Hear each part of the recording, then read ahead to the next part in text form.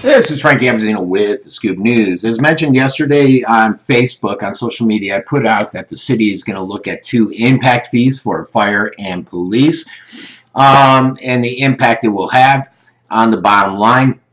This was brought to their attention when Stan Tech came in. They're the consulting company. They hired to look at rolling out a fire fee, fire tax, fire assessment, however you look at it.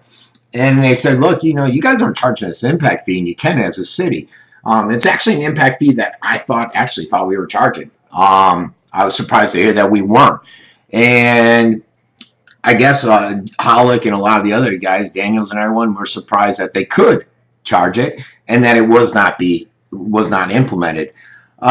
You did have, I put on there, Jeff Boone come up and say, hey, look, I'm not against impact fees, which he is because he's obviously the attorney to the developers.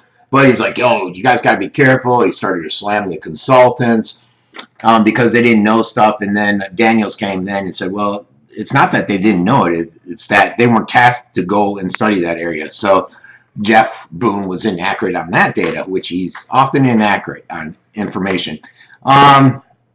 So basically they came in and they said, you know, we need to review this option and see, you know, why are we sitting here considering hitting the taxpayers with taxes when we're not implementing impact fees on new developments? So essentially the people that have lived here for years are carrying the weight on their shoulders, and the people who are just moving here aren't doing anything until later on after they've been there for a while.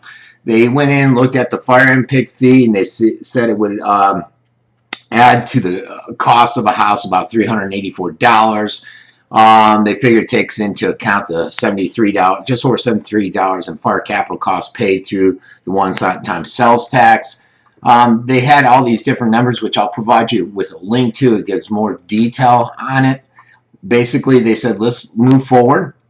Let's try to get this implemented as soon as possible, if we can do it. One thing that Jeff Boone did bring up is that the fact that according to him, with that impact fee and the money you collected, it can only go towards what you're using at the police or the fire. And you can't use it for administrative costs to manage it, pension plans and different stuff. So they need to look at all that. So they've been tasked to go and look into all that information and bring it back. And they got to do it in a timely manner because they got to have their public hearings and everything else and implement it by a certain timeline, which I believe was September, October of timeline in there.